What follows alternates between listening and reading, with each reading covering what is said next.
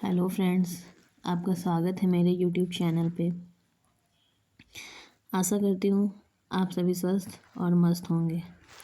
आज मैं पढ़ाने वाली हूँ सीडीपी का टॉपिक पावलोव का सिद्धांत, जो कि बहुत ही इम्पोर्टेंट टॉपिक है और हमारे एग्ज़ाम में पूछा जाता है। सीटेट पेपर 1 और सीटेट पेपर 2 दोनों में यह टॉपिक पूछा जाता है, इसीलिए आज हम पढ़ेंगे पावलोव का सिद्धांत। पहला है अनुकूलित अनुक्रिया का सिद्धांत किसने दिया? पावलोव ने दिया। फिर सेकंड नंबर है पावलोव कहाँ के वैज्ञानिक थे? तो वो रूस के थे, रूसी मनोवैज्ञानिक थे। फिर तीसरा क्वेश्चन आता है कि पावलोव ने किस पर प्रयोग किया? तो पावलोव ने कुत्ते पर प्रयोग किया। फिर फोर्थ नंबर है पावलोव को नोबेल पुरस्कार से कब सम्मानित किया गया? तो पावलोव को 1904 में नोबेल पुरस्कार से सम्मानित किया गया। पावलोव के सिद्धांत को अनुकूलित अनुक्रिया का सिद्धांत भी कहा जाता है। अगर एग्जाम में क्वेश्चन आए कि अनुकूलित अनुक्रिया का सिद्धांत किसने दिया है, तो पावलोव ने दिया है। फिर है अनुकूलित अनुक्रिया को ही शास्त्रीय अनुबंधन का सिद्धांत कहा जाता है। जो पावलोव ने सिद्धांत दिए हैं उसके कई नाम हैं। तो पहला है अनुकूलित अनुक्रिया का सिद्धांत, फिर दूसरा है शास्त्रीय अनुबंधन का सिद्धांत, ये पावलोव ने दिया है। फिर है पावलोव सिद्धांत के नाम। पहला मैंने बता दिया है अनुकूलित अनुक्रिया का सिद्धांत, जिसे शास्त्रीय अनुबंधन का सिद्धांत भी कहा जाता है। फिर थर्ड नंबर है जिसे क्लासिकल थ्योरी भी कहते हैं, पावलोव की क्लासिकल थ्योरी या CR थ्योरी। फिर फोर्थ नंबर है अधिगम का परंपरागत सिद्धांत, ये भी पावलोव ने दिया है। फिर फिफ्थ नंबर है चिर सम्यक सिद्धांत, जो कि पावलोव ने दिया है। तो पावलोव ने सिद्धांत एक दिया है, शास्त्रीय अनुबंधन का सिद्धांत या अनुकूलित अनुक्रिया का सिद्धांत या क्लासिकल थ्योरी या CR थ्योरी, ये सब एक ही हैं लेकिन इनके नाम अलग अलग हैं। अब हमारा है जो इन्होंने ये दिया था, ये थ्योरी दी थी क्लासिकल थ्योरी, ये हम पढ़ेंगे। इसके 3 चरण दिए थे इन्होंने। जो इनकी थ्योरी थी उसके 3 चरण थे। पहला है भोजन, फिर डैश कुत्ता, फिर डैश UCR, फिर लार, फिर स्वाभाविक क्रिया।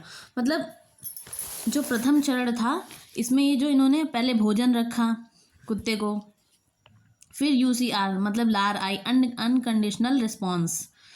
तो पहले पावलोव ने भोजन रखा कुत्ते को, फिर कुत्ते के मुंह में लार आई, अनकंडीशनल रिस्पॉन्स मतलब कि स्वाभाविक क्रिया हुई।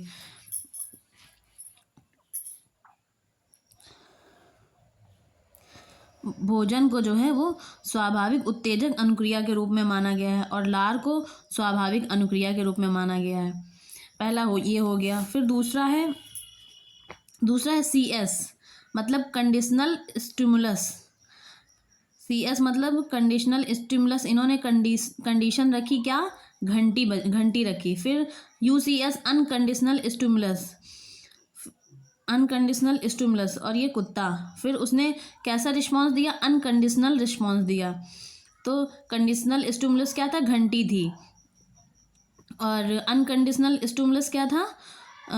कुत्ता था। स्वाभाविक क्रिया, उसने अनकंडीशनल रिस्पॉन्स दिया। तो पहले इन्होंने सेकंड नंबर में इन्होंने घंटी बजाई, फिर भोजन रख दिया और फिर भी लार आई कुत्ते को, तो उसने घंटी जो है वो अस्वाभाविक है और भोजन जो है वो स्वाभाविक है, तो तब भी स्वाभाविक अनुक्रिया ही हुई, मतलब कि कंडीशनल रिस्पॉन्स ही हुआ। फिर तीसरा है CS कंडीशनल स्टिमुलस, फिर कुत्ता, फिर कंडीशनल रिस्पॉन्स अस्वाभाविक क्रिया। मतलब इन्होंने कंडीशनल स्टिमुलस में क्या रखा?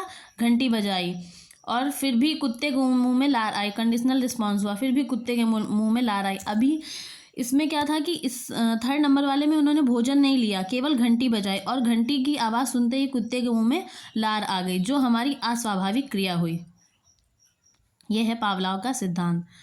अब इसका फुल फॉर्म पढ़ लेंगे। UCR मतलब अनकंडीशनल रिस्पॉन्स, CR मतलब कंडीशनल रिस्पॉन्स, UCS मतलब अनकंडीशनल स्टिमुलस और CS मतलब कंडीशनल स्टिमुलस। ये हमारे पावलोव की थ्योरी थी। नोट: पावलोव के इस सिद्धांत का समर्थन वाटसन तथा उनकी पत्नी रेनर ने 1920 में किया।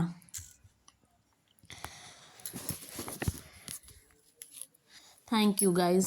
अगर आपको मेरी वीडियो पसंद आती है तो आप मेरी वीडियो को लाइक करें, चैनल को सब्सक्राइब करें। Thank you so much.